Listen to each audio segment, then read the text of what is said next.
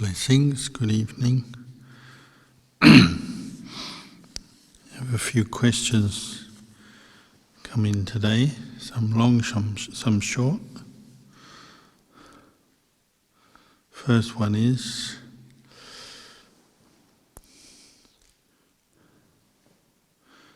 why does focusing on the changing nature of physical and mental things help us become peaceful?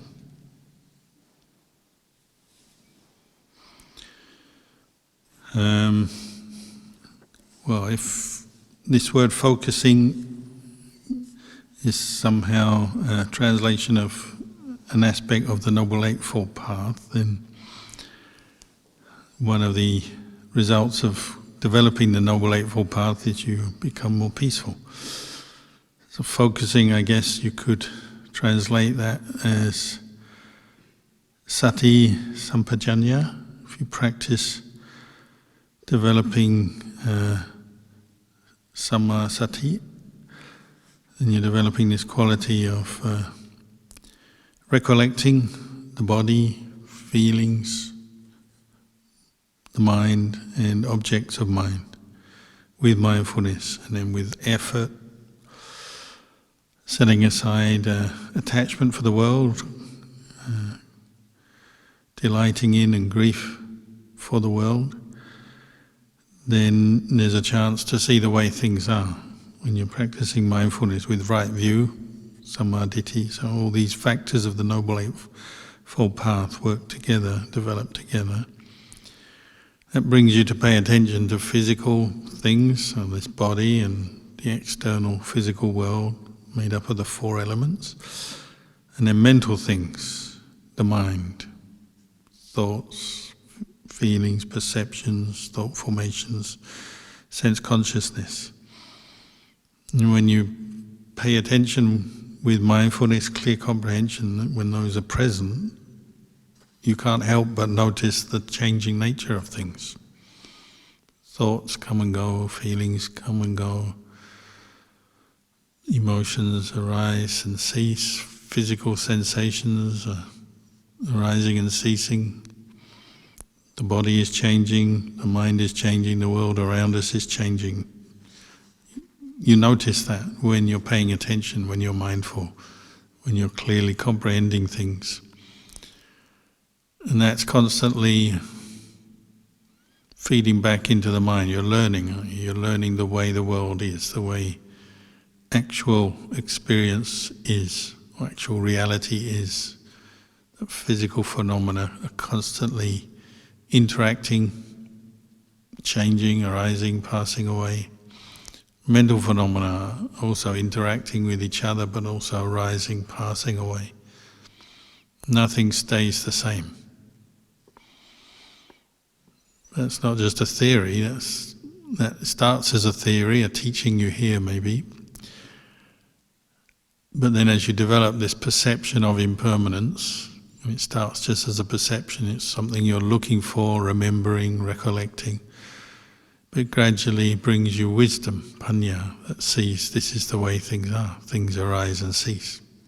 It's just normal. And the more clearly you understand and see that, the less you suffer, so the more peaceful you are with the normal changing nature of phenomena. When we don't have right understanding, we're not very aware, we're not very wise, we often suffer with change, don't we? We don't like it. Quite often we lose things, or states of mind that we are enjoying, or experiences that we're enjoying, or things, material things and pleasurable feelings that we're enjoying and delighting in. We lose them, or we can't get them back once we've lost them, so we suffer. If you're really focused on impermanence, maybe that can help you. You say, oh, it's impermanent. It'd be nice if I got it back, but I understand it's impermanent, so I'm not going to suffer with that fact, because that's just the way things are. So with small things it's fairly easy, maybe. You have some nice food, but then that meal or that bit of food finishes. so the pleasure goes. You enjoy something, delight in some kind of sense pleasure, but then it passes. Most of us can accept that in small ways. But then there's deeper, more profound things that we attach to, life itself, our life, the life of people we love. And if you build up strong attachment to a person over time, so particularly family member, as they age, as they get sick, and then ultimately as they die, we suffer or tend to suffer. Experience the pain of loss and the grief of loss and so on. That's much harder to deal with, but it's those small moments of seeing and being aware of impermanence that build up to a deeper insight that even can help us accept the inevitability of death, of us, our own death and the death of loved ones.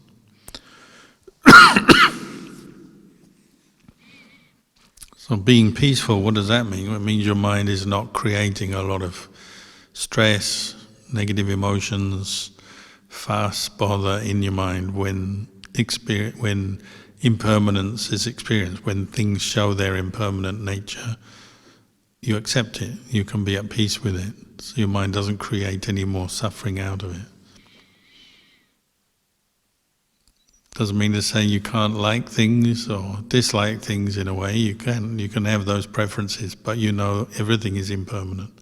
So sometimes the things you don't like come your way and you have to put up with them, and the things you like are not coming your way, you have to put up with that as well. But if you see the impermanent nature, how things are uncertain, they arise, they cease, ultimately beyond your control, then your mind can be peaceful, become still.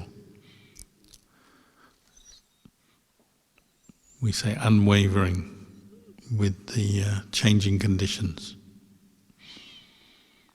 Of course, this is something you have to practice, develop the mindfulness, reflect on the truth, develop this perception of impermanence, and it will bring you wisdom.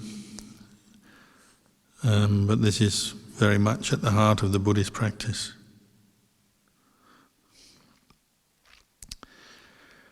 Dear Luang Por, thank you for the teachings.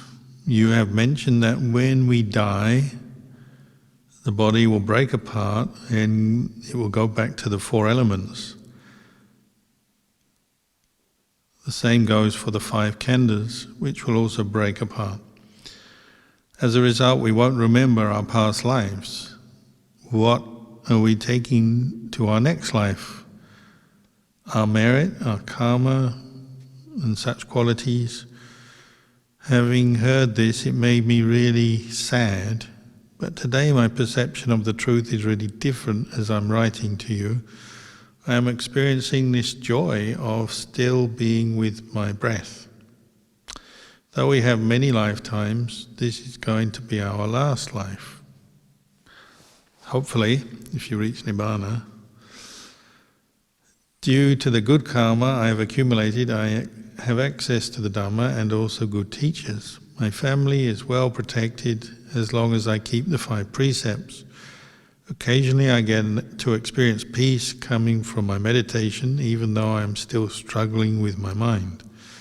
I knew that this perception that I am having now is going to be taken over by my defilements soon, but how I wish I could have that feeling all the time. How do we get to experience the joy constantly? Thank you. The suffering of the meditator, always wanting to feel peaceful, feel joy, feel happy, content, not to have any suffering, not to have any thinking, uncontrolled thinking and mental proliferation, and so on. So, you just keep practicing, don't you? If you want to experience the joy of a peaceful mind constantly, just keep practicing, cultivating the Noble Eightfold Path. But you have to develop your mindfulness and then the reflective power of the mind, the insight, the wisdom, so that you see the way things are all the time. So Ajahn Chah used to say, you neither grasp but happiness or suffering, pleasure or pain. Your job is to maintain mindfulness in the middle, and whatever is arising due to different causes and conditions, you just know it. And you'll find pleasure arises and ceases, pain arises, ceases. Sometimes intense pleasure, intense pain, sometimes minor, passing, fleeting pain, fleeting pleasure. But it arises and ceases.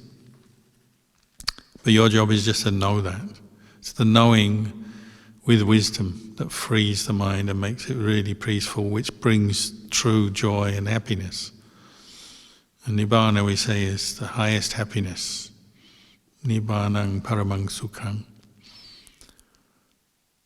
The practice of mindfulness and developing samadhi from that as well will give us the tools that then we can use to support insight into the way things are. When your mind is still and calm and happy to one extent, then you can see everything that is not still, calm and happy, meaning all the movements of the defilements based in greed, anger, delusion.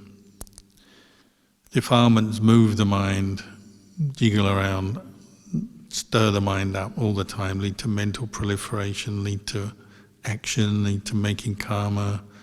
Even good karma, in a way, is still promoted by mental defilement, although it's necessary to make good karma in order to free your mind from defilement, but it's still coming from or is surrounded by defilement. But it moves the mind, defilement. Till the mind is still, then you can really see the way things are. Then wisdom can pick out or uproot defilement, and until eventually it's gone. So I hope this is your last life.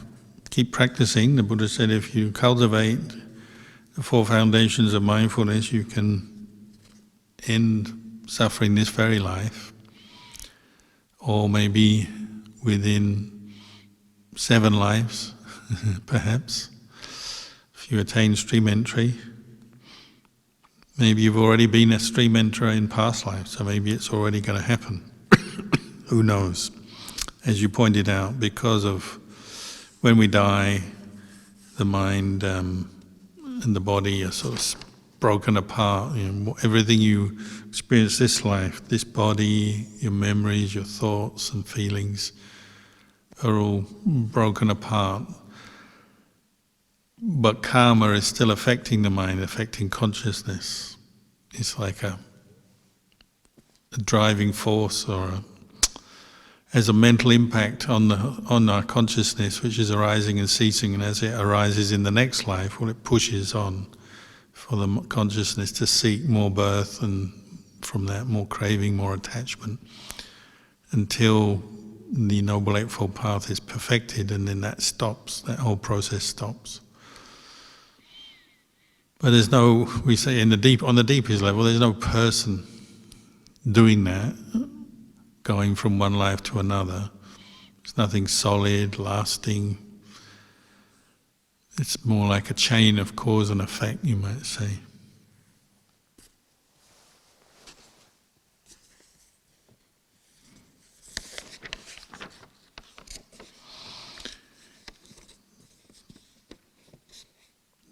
Dear Lumpur, can you please explain what it means by contact is one end, origin of contact is second end, cessation of contact is the middle, and craving is the seamstress. For craving weaves one to being reborn in one state or another. What is the origin of contact? How does the description help us to deal with craving? Well, like the Buddha used this simile, it's like a seamstress, so like you sew cloth. I don't know, I'm guessing here, but in the time of the Buddha, cloth was much harder to get. As monks would know that. You didn't get these nice rolls of cloth we've woven on machines, factory-made cloth as you do now. Everything would be done on very simple tools, maybe a wooden loom or different techniques, but very simple compared to these days. And cloth was expensive, hard to get. So many people's clothing was made from small pieces of cloth sewn together, weaved together. And you look at, when you practice mindfulness and meditation, and you look back at your mind, you see it's like made up of individual moments. It's impermanent moments of consciousness arising and ceasing. But they seem to be linked together. That's part of the delusion, isn't it? You sort of have this sense of I, me, mine, I'm here. Partly through memory, perception, you sort of can remember what happened just now and what happened before, so there's this sense of continuity of a sense of I. You keep remembering that you're here, and then you think and you make plans, so you're also projecting into the future. But all of this is driven really by craving and attachment. So I tend to talk about it a lot as the movement of the mind. Craving, we have three main kinds of craving. Craving for sense pleasures. There's things we like, want to experience with the eyes, the ears, the tongue, the nose, touch, and then the ideas and the memories based on past craving as well. We always want something else, don't we? Because the pleasure we get through the senses doesn't last. So we become discontent, dissatisfied, and want more, or want it back again. So you have your favourite experience, whatever it may be, whether it's food, or a movie, or sexual pleasure, or music, or whatever it is. You have it, and then it fades, and then you want it again. That wanting is craving, and it keeps us going, doesn't it? You keep going to experience the next bit of pleasure, or looking for it, seeking for it. So it keeps us going, and literally through our life and then into our next life. If you are truly tired of that seeking of sense pleasures, because you see them as impermanent, as not self, and you see the suffering associated with it, you'd give up. Your mind would go still. It doesn't matter. If I don't hear another bit of music or eat another bit of pleasant food or have no more sex, it wouldn't matter. If you were truly tired, meaning tired with wisdom, your mind would go still, so maybe you reach Nibbana. But because we're not yet tired, we still want more. We're not full, we're not satisfied yet. And that's sense pleasure, sense craving. There's also craving to become, craving for life itself and the idea of life that we have, what we want, what we see as happiness, success, in one way or another. And then craving not to become, meaning you don't want to have a life that is not how you like. You don't want pain, you don't want failure, disappointment. You don't want to be in a state where you're not getting what you want. You want to get what you want all the time. But both the seeking to get what you want and then the seeking to get rid of what you don't want or get away from what you don't want are more movements of the mind that keep leading on to more sense contact. As you said, where does sense contact come from? Well, you're looking for it, aren't you, in a way? You watch your eyes, you're always looking for the next thing to look at, the next thing to hear, the next thing to taste. There's an anticipation and expectation.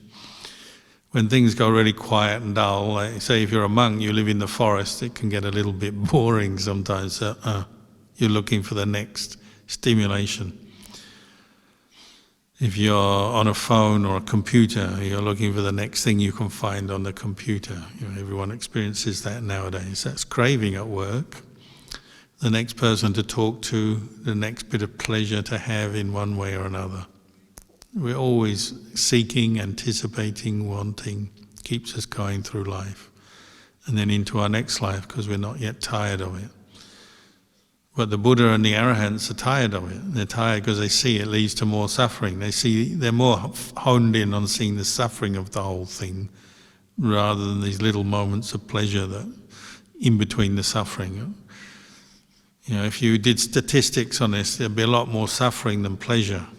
But we forget that, and so we keep going for the little bit of pleasure, the little bit of pleasure in between all this suffering and pain and hard work and problems and conflicts with other people and all the stuff of the world.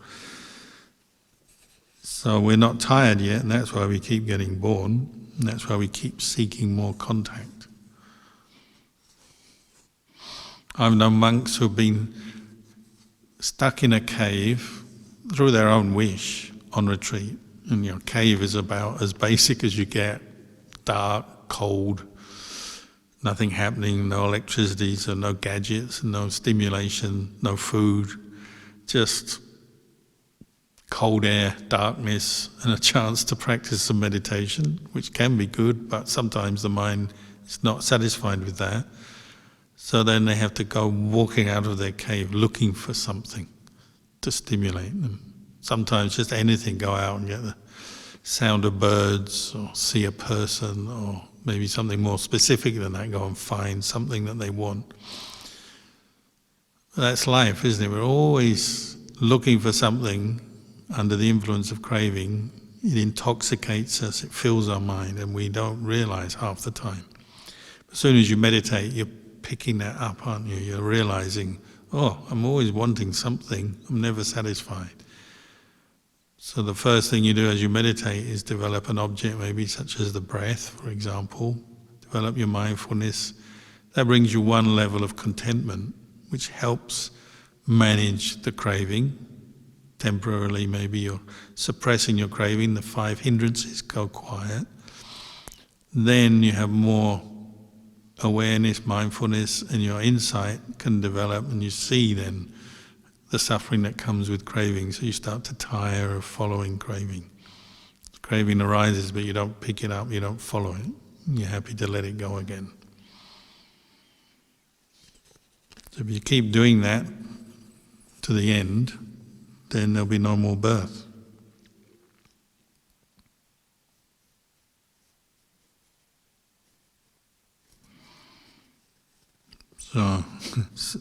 So, craving is a seamstress, yeah. It just weaves things together, doesn't it? You watch how fast your mind is. If there's something you want, you think, where is it? How can I get it? What do I have to do to get it? When can I get it? What are the obstacles? How can I get rid of the obstacles? Your mind is actually a really good computer. Nowadays everyone thinks of a computer on a screen, a mechanism out there, but your mind can do that very fast. It can compute in a moment how to get what it wants quite often. It's not always, sometimes you have to sit and plan it and work it out, but quite often you know instantly if there's something you want, maybe something you've had before and you know where it was before. Your craving just says, go to the fridge, get the food or the drink, whatever it is. Go to the person, go to the computer, go to that website, and then I'll see what I want to see. It's fast, isn't it? You don't have to sit there working it out for very long. Your mind knows. Craving is like that. It weaves all the ideas, the actions, the plans, the desires, everything is weaved together by craving. And if you never investigate that, you never develop much mindfulness, never reflect back. It's just leading you on in life. And it can lead us into disaster. Say you're really angry with someone, it can straight away say, get them, I want to get them. Like someone was here the other day asking how they can stop hitting their partner. It can be that fast. That's, you might call vipawadana, craving to get rid of. You're annoyed with someone and you want to hit them. That's that bad, but there's a lot of violence in the world, that's craving. There's a lot of desire for different things, desire to get rid of, and the mind's woven together, ideas, concepts, actions, intentions, woven together by craving. It can be very fast, very automatic. The meditation is doing the opposite, it's sort of bringing you back to a stillness where you can then see what's going on. You say, oh, I'm not following that, let it go. You realize you're better off letting things go than following craving. It takes some time and effort.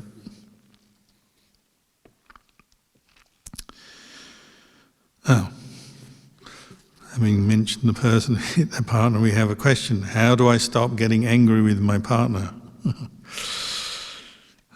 It's not easy to live with another person without ever feeling irritation, is it? Whether they're your partner, your work colleague, you're a monastic, whatever walk of life you are involved with, people around you that you see often will tend to stimulate both love and hate, pleasure and displeasure. One thing is familiarity, isn't it? You get to know someone, you know everything, the good and the bad, their good habits, their bad habits. Another one is expectations. You want things from this person, so if they don't meet your expectation, they don't do what you want, they don't say what you want, you get irritated. So we have our idea. If it's a partner, someone you live with, you have your idea how you want them to be, how you want them to behave, what you want them to do and say. And sometimes they'll do it, and sometimes they won't. And they're probably doing exactly the same back to you.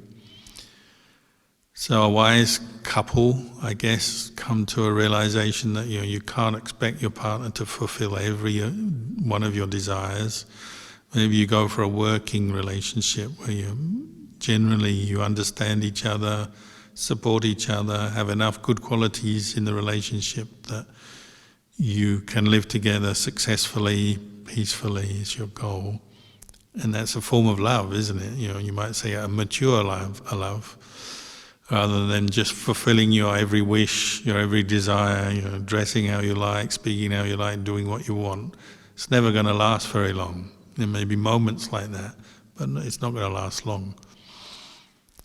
So I guess successful relationships are when you realize people have their good and their bad side, and you start to appreciate the good and work with the bad, be tolerant, patient with that, just as you wish them to be the same back to you. Whether it's at work, family, friends, we've got to learn how to accept each other.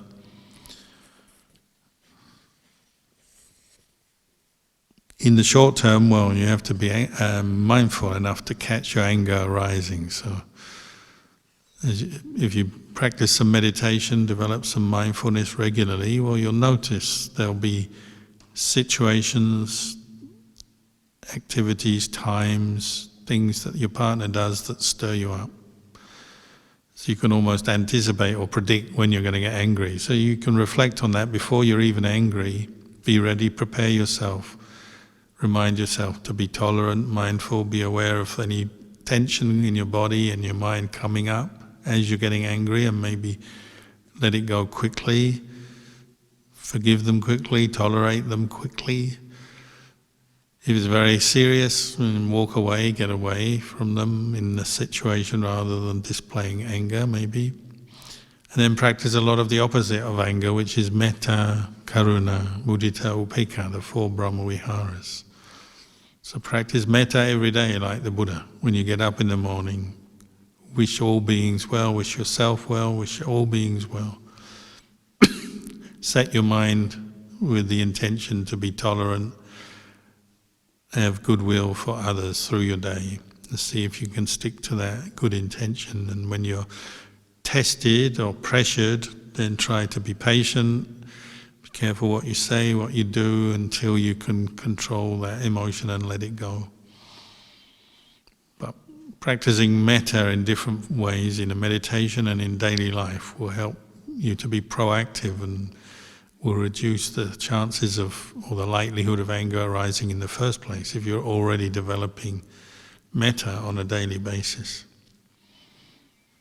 Nevertheless, there'll be moments, karmic moments, when we forget and the anger comes up. So you have to practice a lot of tolerance. If you go and live on your own, that may help for a while, but sooner or later you'll get angry with something. Probably turn on yourself, or remember people from your past, or a bird comes and sits next to you when you're on your own and starts making a noise, and you'll get angry with them because you're trying to meditate or something. Your mind will still look and find something to get angry with. So being alone can be a temporary, useful help, but It won't completely rid you from anger.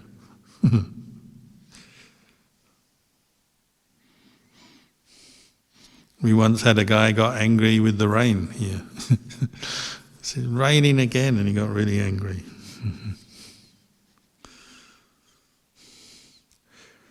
Good evening, Lumpur. In Ajahn Chah's book, Everything Arises and Everything Falls Away, he tells two short and interconnected stories, one related to frogs and the other to fish.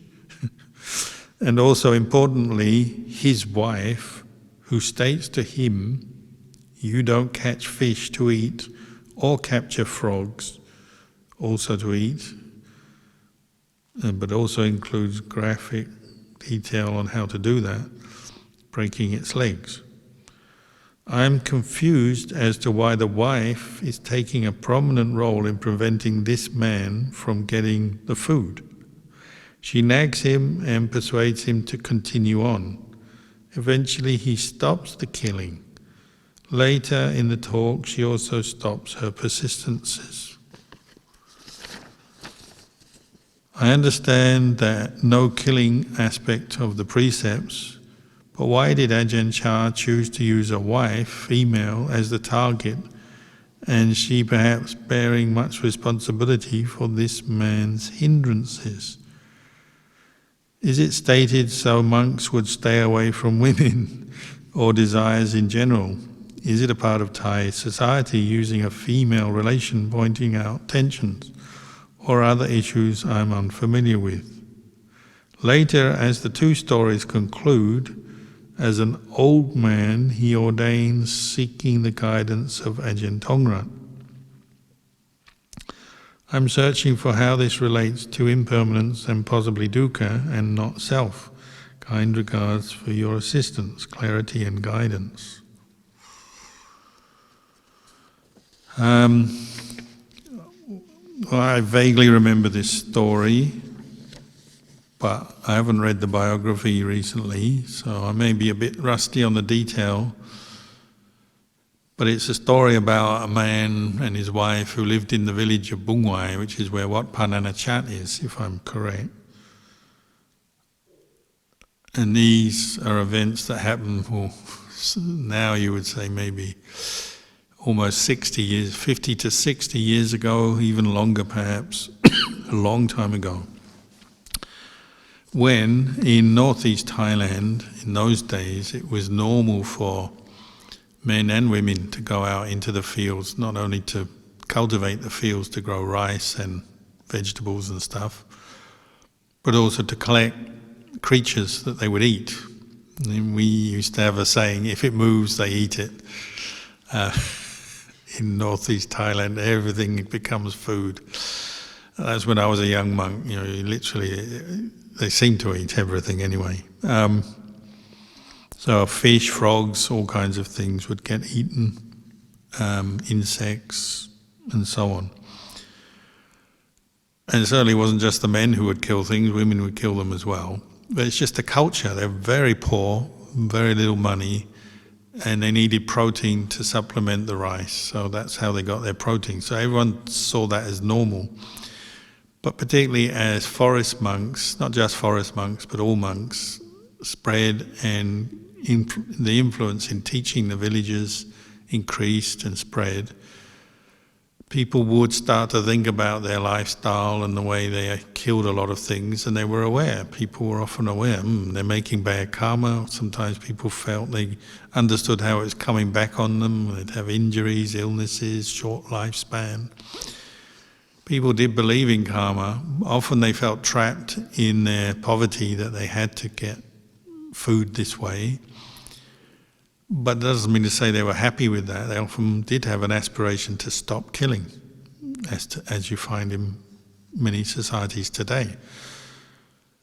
So nowadays, actually, there's far less killing going on. Most people will be buying their food from traders, from shopkeepers, from travelling traders.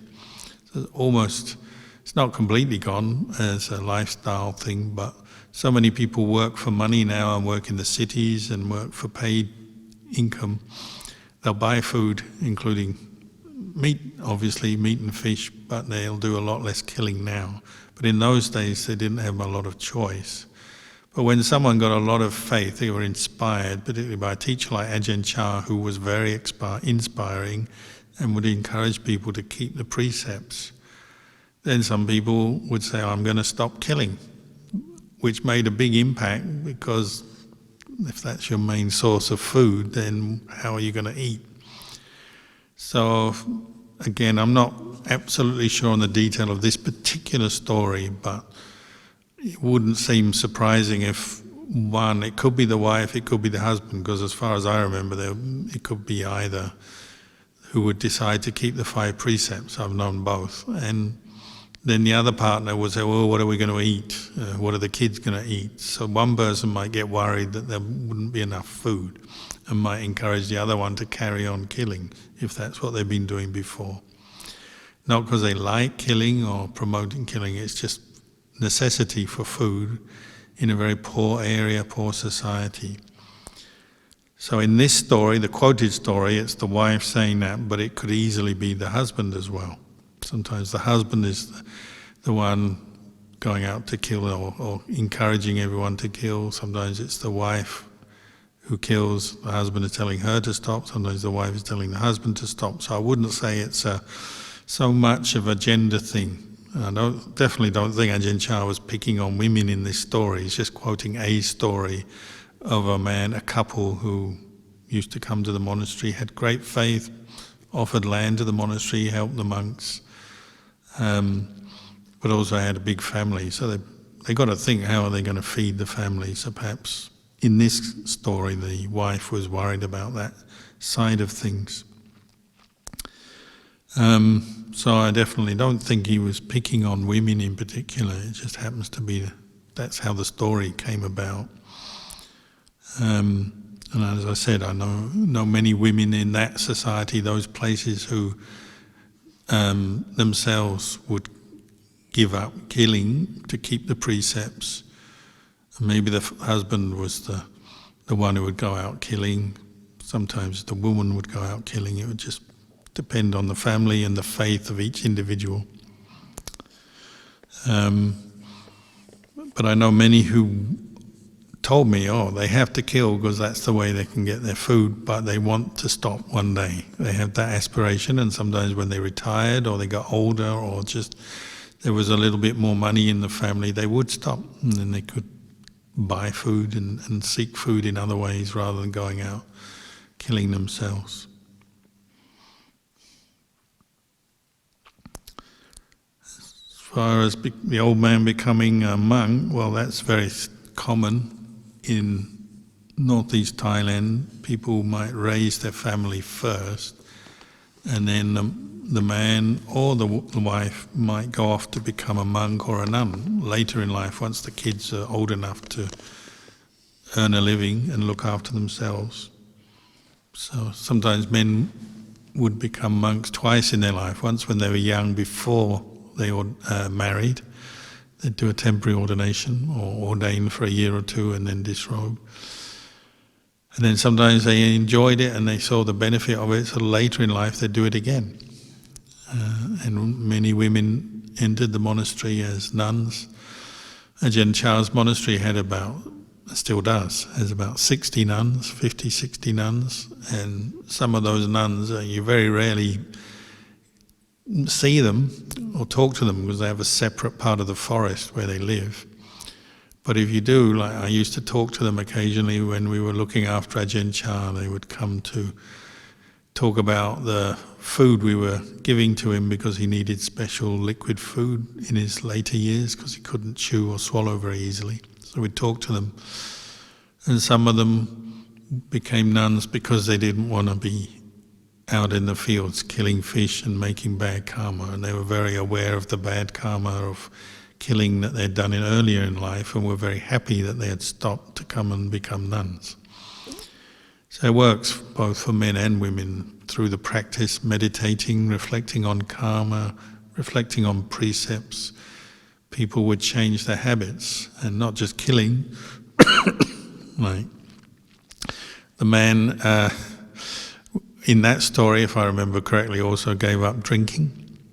And his village was famous for being a village full of drunken, violent people who argued a lot, fought a lot, gambled a lot, drank a lot, and got up to mischief. It was known as a sort of troublemaker's village. But gradually over the years, the influence of Ajahn Chah and the monks changed the behavior, the culture in that village, and people became much more well-behaved and focused more on earning, living.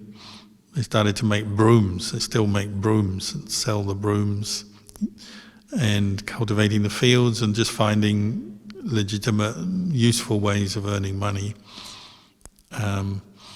And so the amount of drinking and fighting and gambling was reduced. Not completely eradicated, but reduced. And the village had a sort of turnaround from being wild west to being more civilized and well managed, and the people seemed to improve over the years. But anyway, so I think maybe you were reading a little bit more into that one story in the biography than you need to, perhaps.